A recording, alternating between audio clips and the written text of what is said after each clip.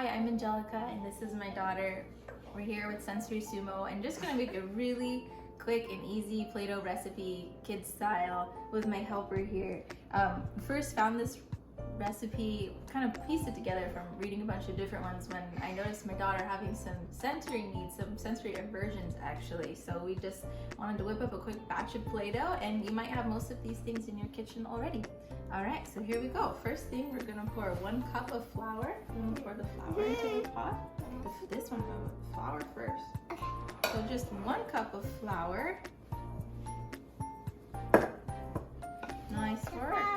All right, a 1/2 cup of salt. Very good. And then we're gonna give these just, oh, and then we can't forget 2 teaspoons of cream of tartar. That's the one I didn't have. I had to go ahead. I got it, Mom. Thank you. I got it. Very good. All right, go ahead, pour that one. Good, and 1 more. You do it, Mom. Thank you. All right.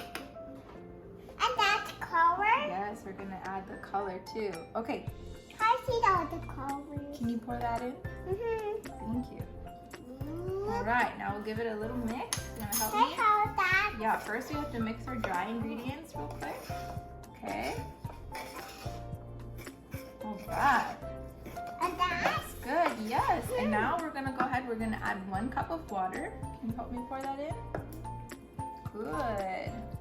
Water. And then just a tablespoon of oil. We just use olive oil.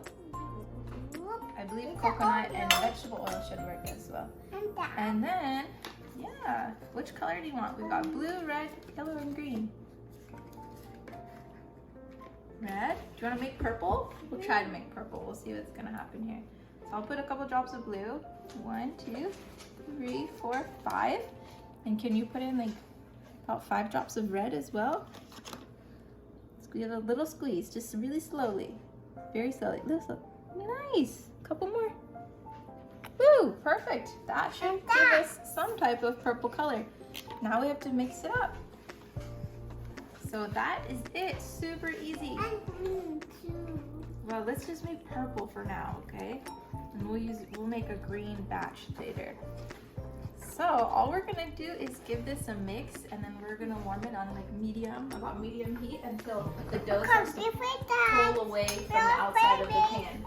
So once it actually looks like some type of dough is forming, you'll know it's done. So again, just mix it up, and as soon as it starts pulling away from the sides, that's when you can turn it off, just about medium heat. And that's the green. See the color. And that is how we make our Play-Doh. The only other thing, once that's set, is to go ahead and let it chill for at least a few hours until it has that Play-Doh consistency. And you can make multiple batches of this and store it all different colors. All right, so our Play-Doh is all cooked, and we got kind of more of a pink color, as you can see. All good. We'll roll with that. It's your favorite color, right?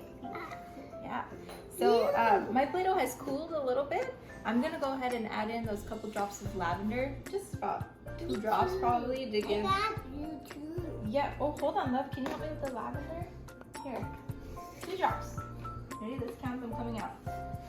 1, 2. Woo! We got a few. This is gonna be some potent stuff. It'll be really ultra calm.